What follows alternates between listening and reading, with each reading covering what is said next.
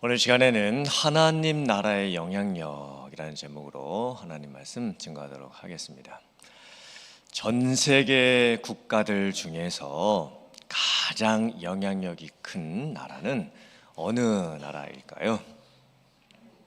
국력으로 보면 아마 미국이 1등일 것입니다. 그러면 여권 파워로 봤을 때 가장 영향력이 큰 나라는 어느 나라일까요? 화면을 한번 봐주시기 바랍니다. 여권 파워 1위는 일본입니다. 전 세계 193개국에서 일본 여권만 있으면 무비자로 입국이 가능합니다. 자랑스럽게도 한국 여권이 공동 2위입니다. 한국 여권 파워도 대단합니다. 한국 여권만 있으면 비자 없이 단기 체류, 여행 같은 것들을 무비자로 갈 수 있는 나라가 꽤 많이 됩니다. 미국은 공동 7위입니다. 그리고 위에서부터 순서로 따지면 한 열 몇 번째 나라 정도밖에 되지 않습니다. 미국 여권 파워가 생각보다 높지가 않습니다. 왜냐하면 중동 국가들 중에서 미국 여권을 비자 없이 무비자로 받아주는 나라가 이제 많지 않기 때문이죠. 저 보시고요. 미국에 또 와서 살다가 보면 영주권 받는 게 참 얼마나 힘들고 어렵고 중요한 일인지를 깨닫게 됩니다. 또 영주권 받고 살다가 보면 이제 시민권을 받게 될 때가 있는데 미국 시민권 받는 것도 참 의미 있는 일이죠. 미국이라고 하는 나라의 시민이 돼서 미국이라는 나라의 영향력을 받으면서 미국의 보호를 받게 되고 우리도 미국 시민으로서 이제 권리를 갖고 또 의무도 책임도 갖게 된다는 뜻입니다. 제가 왜 이런 말씀을 드리냐면 오늘 성경 말씀에 천국의 영향력에 대해서 나옵니다. 하나님 나라의 영향력에 대해서 나옵니다. 하나님의 나라. 하나님의 나라는 하나님이 다스리시는 삶, 하나님이 통치하시는 영역, 하나님의 주권이 임하는 세상입니다. 예수님께서 말씀하시죠. 천국이 가까이 왔다. 천국이 임하였도다. 하나님의 나라가 이루어졌도다. 하나님의 나라를 전파하라. 이 의미들은 무슨 뜻일까요? 하나님의 나라가 영향력이 있다는 뜻이 무슨 의미일까요? 내가 예수님을 믿고 구원을 받았습니다. 그러면 하나님의 나라가 나의 삶에 임하게 됩니다. 그럼 변화가 일어나게 되죠. 예전에는 나의 나라에서 내가 살았습니다. 내 마음대로 살았죠. 내가 내 인생의 주인이라고 생각을 하고 살았습니다. 내 인생은 나의 것이다. 내가 가지고 싶은 것들, 내가 소유하는 것을 목적으로 내 인생을 살았습니다. 그런데 내가 예수님을 믿고 구원받고 나니 하나님의 나라가 나에게 임합니다. 물론 우리가 죽고 나서 천국도 가지요. 하지만 하나님의 나라가 내 삶에 임하게 됩니다. 그래서 변화되는 모습이 나타나요. 이제는 내가 하나님을 위해서 존재하고 있구나라는 나의 삶의 목적을 깨닫게 됩니다. 예전에는 먹고 마시고 놀고 즐기는 것이 중요했는데 이제는 세상에서 그런 세상적인 가치들이 그렇게 중요하게 느껴지지가 않습니다. 공부를 하고 직장을 다니고 비즈니스를 열고 돈을 벌고 친구를 만나고 삶을 살아가는 모든 목적이 나의 기쁨이 아니고 어떻게 하면 하나님을 기쁘시게 해드릴 수 있을까? 그 목적으로 삶을 살아가게 됩니다. 예배를 드리는데 관심이 생기죠. 성경도 읽어보고 싶은 마음이 생기고 기도도 해보고 싶은 그런 간절함도 생깁니다. 그리고 성도들과의 모임과 성도님들과의 만남도 참 너무나 소중하게 느껴지기 시작을 합니다. 이게 내 삶에 하나님의 나라가 이루어지고 있는 겁니다. 세상에 하나님의 나라가 임하면 세상이 어떻게 바뀌게 될까요? 세상의 정치, 경제, 문화, 역사, 사회, 이 모든 것들이 바뀌게 됩니다. 세상의 썩은 정치가 바뀌고 세상의 부익부, 빈익빈, 이런 경제적인 불평등의 모습도 바뀌게 되고 홈리스 분들도 점차 없어지게 되고 세상의 문화 속에서 쾌락을 쫓아가고 음란하고 마약에 찌들고 돈이면 최고라고 하는 그런 문화가 바뀌게 됩니다. 사람들의 생각이 바뀌죠. 가치관이 바뀌죠. 그리고 살아가는 모습도 바뀌게 됩니다. 그런데 문제가 있습니다. 아니 그렇다면 왜 아직까지도 내 삶에 내가 봤을 때 하나님의 나라가 그렇게 많이 안 이루어진 것처럼 그렇게 생각이 들게 될까요? 아니 하나님의 나라가 나에게 임했으면 내 안에서 변화가 많이 일어나야 될 텐데 내가 내 모습을 봤을 때 아직까지 하나님의 나라가 내 삶에 별로 안 이루어진 것처럼 그렇게 생각이 듭니다. 이 세상은 또 어떨까요? 이 세상에 하나님의 나라가 이루어지고 있다면 정말 변화되는 모습이 많이 나타나야 될 텐데 그렇지가 않은 것 같습니다. 세상은 여전히 썩어 있는 것 같고 세상에는 여전히 죄가 너무나 많이 있는 것 같고 또 교회가 이 세상에 있으면 교회를 통해서 많은 것들이 바뀌어야 되지 않을까요? 우리 가디나 장로교회가 가디나 지역에 세워져 있다면 우리 교회 때문에 이 가디나 지역이 엄청난 변화들이 막 일어나야 되지 않을까요? 근데 왜 그런 변화들이 안 일어나는 것처럼 느껴질까요? 지금 선교사님들이 전 세계에 가셔가지고 생명을 내놓고 복음을 전하고 계십니다. 그런데 왜 이 전 세계에는 여전히 수많은 종교들이 많이 있고 또 우상 숭배도 너무 심하고 선교사님들은 여전히 핍박을 당하고 계시고 또 교회들도 왜 이렇게 어려움을 당하고 있는 것일까요? 왜 저희들의 눈으로 봤을 때 느끼기에는 내 삶에도 하나님의 나라가 별로 안 이루어지고 있는 것 같고 교회에도 하나님의 나라가 별로 안 이루어지고 있는 것 같고 이 세상에도 하나님의 나라가 별로 안 이루어져 가고 있는 것처럼 느끼게 되는 것일까요? 오늘 성경 말씀을 보면 예수님께서 천국 비유, 하나님의 나라에 대해서 비유를 하시는데 첫 비유가 알곡과 가라지 비유입니다. 농부가 자기 밭에다가 씨 중에서 아주 좋은 씨들만 골라서 뿌렸습니다. 그리고 농사를 열심히 지었습니다. 이제 싹이 나기 시작을 합니다. 그런데 원래 자라나야 할 그 좋은 그 알곡 같은 곡식이 자라나는 게 아니고 가라지들, 잡초들이 자라나는 것이 보입니다. 종들이 와서 주인에게 묻습니다. 주인님, 아니 우리가 좋은 씨만을 골라서 밭에다가 다 뿌렸는데 지금 가라지, 잡초가 자라고 있습니다. 저희가 저 가라지들 다 싹 뽑아버릴까요? 그랬더니 주인이 이상한 말을 합니다. 그냥 두어라. 가라지, 잡초를 뽑다가 곡식까지 뽑게 될까 염려가 된다. 종들이 또 묻습니다. 주인님, 저희들이 좋은 씨만을 골라서 뿌렸는데 아니 저 밭에 있는 가라지들은 도대체 어디에서 생긴 것입니까? 주인이 대답합니다. 악한 자가 와서 가라지 씨앗을 뿌리고 간 것이니라. 곡식과 가라지가 함께 자라도록 그냥 놔두어라. 추수 때가 되면 추수꾼들에게 말하여 가라지는 거두어서 다 불사르게 하고 알곡은 거두어서 나의 곡간 안에 드리도록 할 것이다. 이 비유는 상당히 충격적인 말씀입니다. 어쩌면 대단히 떨리는 말씀입니다. 무서운 말씀이기도 합니다. 이 비유의 의미가 무엇일까요? 예수님께서 많은 무리들 앞에서 지금 이 비유를 하고 계시지요? 수많은 군중들 앞에서 비유를 말씀하고 계십니다. 당시에 많은 사람들이 예수님을 따라다녔습니다. 해변가에 지금 많은 사람들이 모여서 예수님의 말씀을 듣습니다. 그런데 예수님께서 말씀하시는 거예요. 그 많고 많은 사람들 중에 어떤 사람들은 좋은 씨로 심겨져서 자라가고 있는 알곡과 같은 곡식으로 자라나고 있는 사람들이고 어떤 사람들은 악한 자가 와서 그 마음에 가라지와 같은 씨앗을 뿌려가지고 지금 잡초같이 자라가고 있는 사람들이다. 너희들이 한번 생각을 해봐라. 누가 알곡인 것 같고 누가 가라지인 것 같으냐? 네 자신이 한번 생각을 해보아라.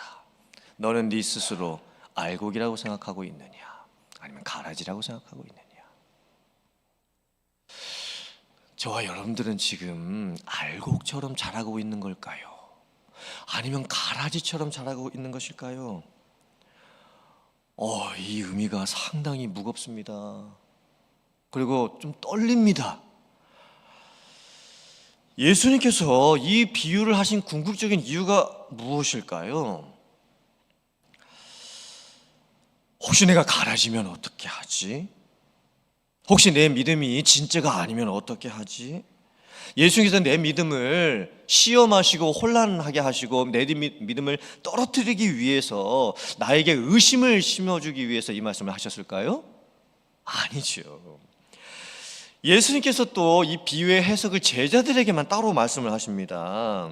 그러므로 알곡과 가라지의 이 비유에 진짜 듣는 청중은 많은 무리가 아닙니다. 제자들이에요, 제자들. 예수님을 정말 믿고 따라다니고 있는 제자들에게 이 비유를 궁극적으로 하고 계시는 거예요. 그렇다면 왜 예수님께서 자기를 믿고 따르는 제자들에게 알곡과 가라지 비유를 말씀을 하셨을까요? 첫째로는 제자들에게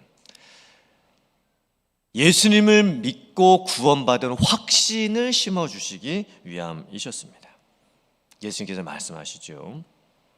너희가 만약에 내 말을 들을 수 있는 귀가 있고 너희가 만약에 나를 볼 수 있는 눈이 있다면, 그리고 너희들이 나를 메시아로 믿고 영접한다면 너희들은 알곡들이다. 이렇게 말씀을 지금 해주고 계시는 거예요.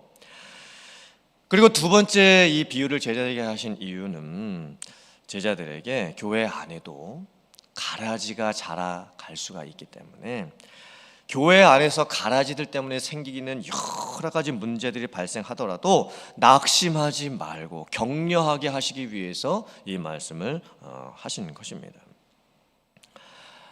이 말씀은 좀 충격적인 말씀이죠. 교회 안에도 알곡과 가라지가 섞여 있을 수가 있습니다. 교회 안에도 예수님을 믿지 않는 성도님들이 잘못 들어와 계실 수도 있는 거예요. 심지어 교회 안에 이단들이 들어올 수도 있습니다.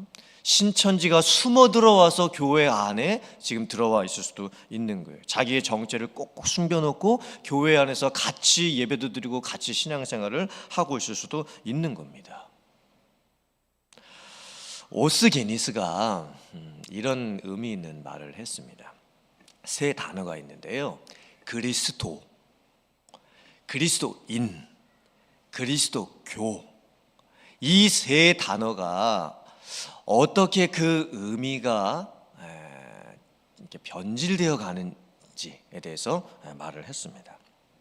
그리스도, 예수님이시죠.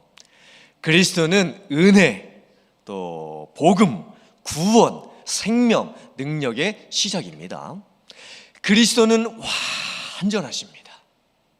그리스도는 흠이 없으십니다. 그런데 그리스도인이 되면 약간 달라집니다. 그리스도인이 누구일까요? 그리스도를 믿는 사람들이 그리스도인이죠. 그리스도는 100% 완전하십니다. 100% 깨끗하십니다. 흠이 없으십니다. 그런데 그리스도를 믿는 그리스도인이 되면서 어쩔 수 없이 사람 냄새가 나기 시작을 합니다. 왜냐하면 우리가 죄인이기 때문에 완전하신 그리스도를 내가 다 담아낼 수가 없습니다. 그래서 우리가 예수님을 믿고 구원을 받았음에도 불구하고 그리스도인이 되었음에도 불구하고 여전히 우리들은 그리스도인으로서 부족한 존재일 뿐입니다. 그리스도인들이 모인 그리스도교가 되면 더 변질이 일어날 수도 있습니다. 그리스도교는 이제 종교잖아요. 그리스도인들의 모임이 되는 겁니다. 그런데 그리스도인들이 1명, 2명, 3명, 100명, 1000명 엄청나게 많은 사람들이 모여서 그리스도교, 이 종교로 변질되어 버리기 시작을 하면 이 그리스도교 안에서 부패가 일어납니다. 정치 싸움을 할 수도 있습니다. 심지어 재정 비리까지 생길 수도 있습니다. 그러니까요, 그리스도는 완전하십니다. 생명의 시작이고 복음의 시작이고 구원의 시작입니다. 근데 그리스도를 담아낼 수 있는 그리스도인, 우리들이 여전히 부족합니다. 문제가 생겨요. 그리스도인들이 모여 있을 수 있는 그리스도 교회 안에 부패가 생길 수도 있고 여러 가지 안 좋은 모습들이 생길 수도 있는 거예요. 가라지들이 막 생기게 되는 거죠. 하지만 우리들은 확신할 수 있어야 됩니다. 예수님께서 참 놀라운 말씀하신 거예요. 알곡하고 가라지하고 그냥 같이 자라도록 놔두어라. 아니, 가라지를 그냥 다 뽑아버려야 되는 거 아니겠습니까? 그래야 더 안전한 것 아닐까요? 곡식을 지키려면, 알곡을 지키려면 가라지들을 그냥 싹 다 보일 때마다 다 뽑아버려야 되는 것 아니겠습니까? 근데 예수님께서 그냥 두라고 말씀하십니다. 이 의미가 무슨 뜻일까요? 지금 예수님께서 엄청난 말씀을 하시는 거예요.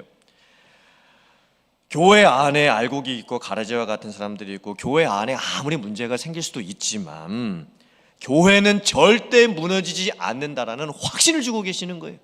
세상 끝날까지 교회 안에 어떤 문제가 생길지라도 교회는 무너지지 않는다. 교회가 힘든 과정을 겪을 수도 있어요. 하지만 교회는 가라지 때문에 무너지지 않습니다. 왜일까요? 교회 안에 알곡이 잘 자라가고 있기 때문입니다. 교회는 견디는 힘이 있습니다. 교회는 회복의 능력이 있습니다. 교회는 반드시 죄를 이깁니다. 교회는 반드시 최종적으로 승리를 합니다. 교회는 마지막 날 반드시 완성이 됩니다. 그러므로 이 알곡과 가라지 비유는요, 우리를 두렵게 하시기 위해서만 주신 말씀이 아니에요. 지금 교회의 생명력, 교회 안에서 알곡이 자라고 있는 이 엄청난 교회의 능력, 그것을 보고 확신을 주시기 위해서 우리에게 이 비유의 말씀을 주신 거예요. 그러므로 여러분들에게 이런 확신이 충만하시기를 주님의 이름으로 축원합니다. 예수께서도 말씀하시죠. 천국은, 하나님의 나라는 밭에 심겨진 겨자씨 하나와 같다. 겨자씨는 모든 씨앗보다 작은 씨앗인데 나중에 자란 후에는 막 커져서 새들이 와서 쉼을 얻게 된다. 이 의미는 또 무슨 뜻일까요? 여러분들 겨자씨 보셨습니까? 겨자가 머스타드입니다. 한국 사람들은 겨자를 잘 안 재배하기 때문에 이 겨자씨를 본 적이 별로 없습니다. 한국 분들은 참깨, 들깨, 이 깨들을 많이 심고 이거를 수확하시죠. 이 겨자 머스타드는 유럽에서 많이 재배가 되고 또 미국에서도 이제 많이 재배가 되죠. 제가 초등학생 때 이제 주일학교를 다니고 있었는데 그때 이스라엘의 성지순례를 다녀오셨던 선생님 한 분께서 우리 아이들에게 그 선물을 하나씩 나눠 주셨습니다. 겨자씨를 책갈피 종이 사이즈 위에다가 놓고 코팅을 해서 만든 책갈피였습니다. 그거를 나눠주시면서 선생님께서 이렇게 말씀하셨습니다. 얘들아, 이게 바로 겨자씨다. 이스라엘 성지순례 갔다가 이걸 직접 이제 가지고 오게 되었다. 그러면서 이제 겨자씨를 이제 코팅해서 이제 주셨는데 책갈피로 제가 보니까 정말 겨자씨가 너무너무 작았습니다. 이 참깨 그것보다 훨씬 작습니다. 이게 책갈피로 코팅을 할 수가 있을 정도니까 정말 먼지처럼 그렇게 작아 보입니다. 그런데 제가 나중에 알게 됐습니다. 그 선생님이 속으신 거예요. 이스라엘에 성지순례를 많이 가잖아요. 그리고 이스라엘에서 그 상술로 팔고 있는 그 겨자씨는 실제 겨자씨가 아닙니다. 그것은 담배 씨앗입니다. 제가 증거를 한번 보여드릴게요. 화면 한번 잘 보세요. 저 왼쪽 위에 보시면 우리가 잘못 알고 있는 겨자씨가 왼쪽에 있는 겁니다. 아주 작죠? 근데 실제 겨자씨는요 더 큽니다. 그 통후추 있죠? 통후추 정도 되는 그 정도의 사이즈를 가지고 있습니다. 겨자 종류도 많죠. 흑겨자, 황겨자, 겨자 종류도 많이 있습니다. 그리고 겨자가 이제 자라게 되는데 겨자는요 뭐 소나무처럼 이렇게 나무로 자라는 게 아닙니다. 우리는 작은 겨자씨가 땅에 심겨져 가지고 뭐 큰 나무처럼 된다고 생각하는데 그런 의미가 아닙니다. 겨자는 어떻게 자라냐면 오른쪽 그 위에 보시면요, 겨자는요 들판에 쫙 풀처럼 피면서 자랍니다. 어떻게 보면 유채꽃처럼 보이죠. 이 겨자씨가 심겨져 가지고 크게 된다는 의미는요 위로 자라는 의미가 아니에요. 막 소나무처럼 하늘을 향해서 엄청나게 자라는 그런 의미가 아니고 퍼지는 의미예요. 퍼지는 의미, 넓게 퍼지는 의미. 그래서 그 왼쪽 밑에 보시면 이제 덩굴처럼 커지죠. 그래서 사람보다 훨씬 저렇게 커질 수도 있어요. 그리고 새들이 와서 깃든다라고 하는 게 뭐 독수리가 날라와서 앉는 게 아닙니다. 까마귀가 와서 앉는 그런 의미가 아니라 작은 새들이 이제 와서 이제 저 덤불 속에 이제 앉게 된다는 의미죠.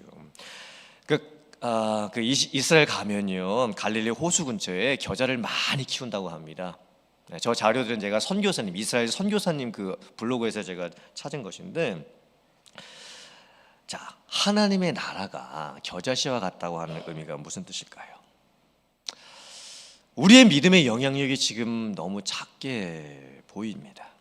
교회의 영향력도 너무 작게 보이죠. 하나님의 나라의 영향력도 정말 작아 보입니다. 그래서 내 모습을 보고 교회의 모습을 보고 세상의 모습을 봐도 하나님의 나라가 지금 이루어져 가고 있지 않은 것처럼 느껴집니다. 심지어 예수님이 오시고 나서 2000년의 역사가 흘렀음에도 불구하고 여전히 이 세상에도 하나님의 나라가 많이 이루어지지 않은 것처럼 느껴질 수도 있습니다. 그런데 예수님께서 지금 천국, 하나님의 나라에서 비유에 대해서 말씀을 하시면서 이 겨자씨 비유를 말씀하시는 거예요. 나중에 때가 되면 반드시 하나님의 나라가 온 세상에 임하게 될 것이다 라고 하는 복음의 확장 능력과 복음에 대한 이 비전을 말씀을 해주고 계시는 거죠. 겨자씨는요 자라면서 처음에는 안 보여, 이게 자라는 건지 마는 건지. 그런데 나중에 가면요 넓게 퍼지면서 자랍니다. 그리고 새들이 와서 깃들게 되는 것이죠. 그러므로 이 겨자씨 비유의 핵심은 무엇이냐면, 우리가 생각하지 못하고 있는 순간에도 하나님의 나라는 확장되어 가고 있습니다. 우리의 눈에는 보이지 않을 수도 있겠지만 하나님의 나라는 지금도 계속해서 확장되어 가고 있습니다. 그리고 마침내 구원의 능력이 이루어지게 되는 것이죠. 마태복음 17장 20절 말씀 화면 보시고 같이 봉독해 보겠습니다. 시작. 이르시되 너의 믿음이 작은 까닭이니라. 진실로 너희에게 이르노니 만일 너희에게 믿음이 겨자씨 한 알만큼만 있어도 이 산을 명하여 여기서 저기로 옮겨지라 하면 옮겨질 것이요 또 너희가 못할 것이 없으리라. 아멘. 정말 놀라운 말씀이죠. 때로는 우리가 내 믿음의 크기를 보았을 때에 참 내 믿음이 너무 작게만 느껴집니다. 내 믿음이 정말 보잘것없이 느껴질 때가 있습니다. 내 주변에 믿음이 좋은 분들을 보면 저렇게 믿음 좋은 분들에 비해서 내 믿음은 정말 요만해 보일 수도 있습니다. 하나님을 믿는다고 하지만 하나님에 대한 믿음도 많이 부족하고, 교회를 몇십 년 동안 다니고 있지만 여전히 내 믿음이 참 작게만 느껴집니다. 그래서 교회에서 많은 헌신도 못하고 있습니다.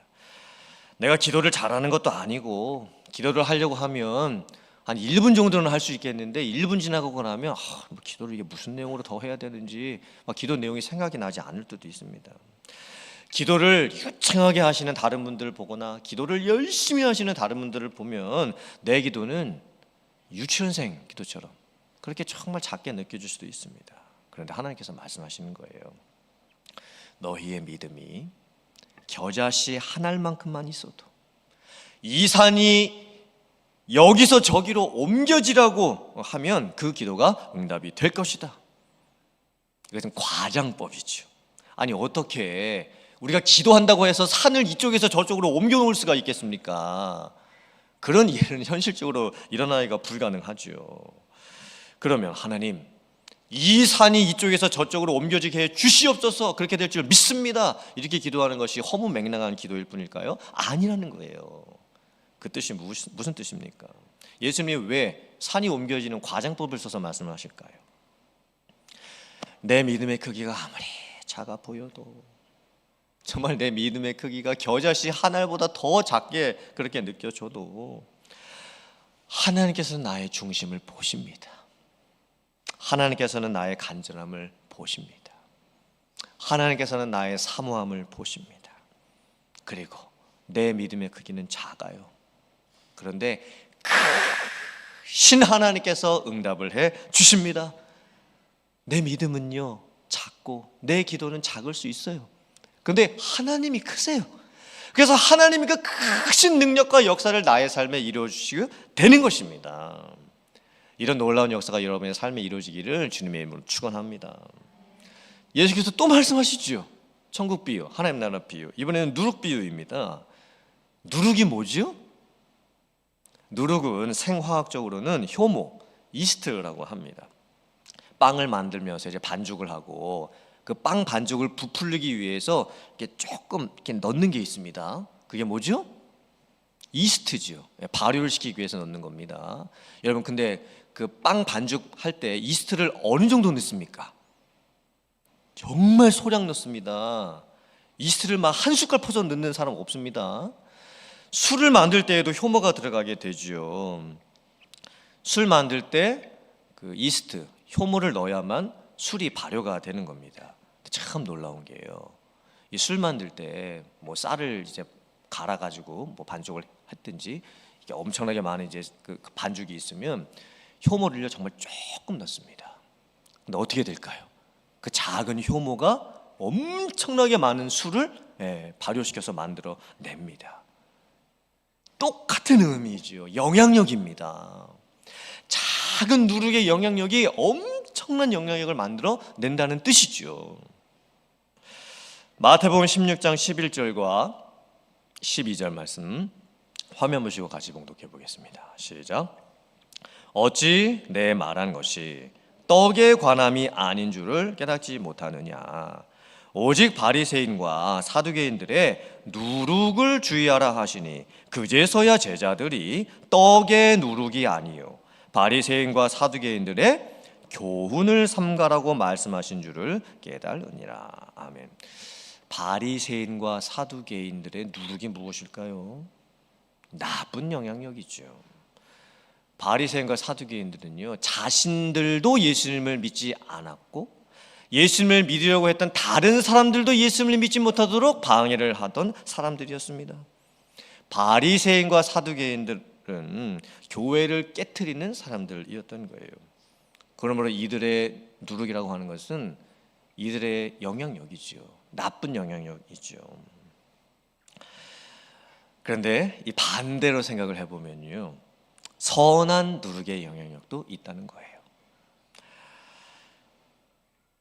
나는 선한 영향력으로서 이 주변 사람들에게 하나님의 말씀 안에서 영향력을 끼치고 복음 안에서 영향력을 끼치고 구원을 나눠주고 있는 그런 은혜를 끼치고 있는 그런 선한 영향력을 주면서 살고 있는지, 아니면 내가 나쁜 영향력으로서 주변의 악한 영향력들을 나타내고 있는 그런 삶을 살아가고 있는지 한번 살펴봐야 될 줄 믿습니다.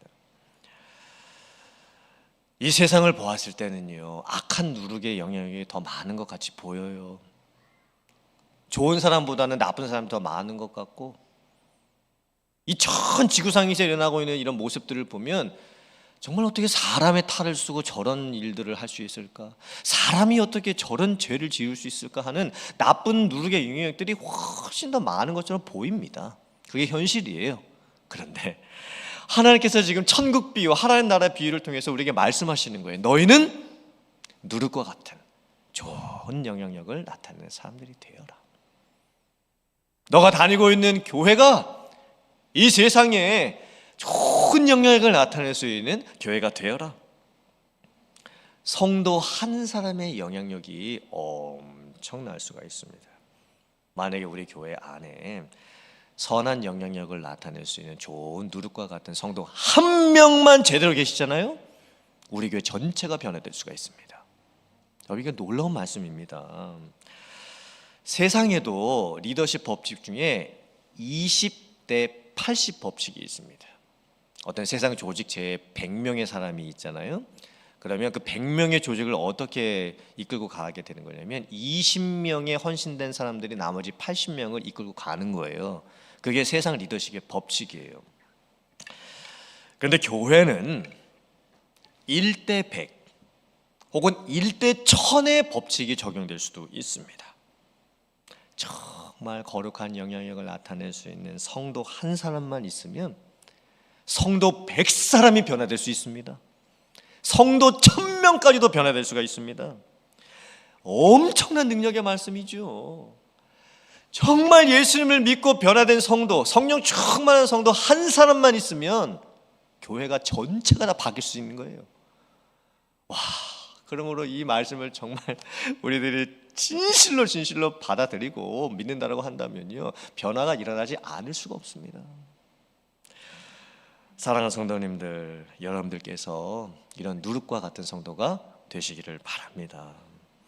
여러분들이 그런 누룩과 같은 영향력을 나타내시면요, 나도 바뀌고 내 가정도 바뀌고 내 일터, 내 비즈니스도 다 바뀌고 우리 교회도 바뀌고 세상도 변화가 될 줄 믿습니다.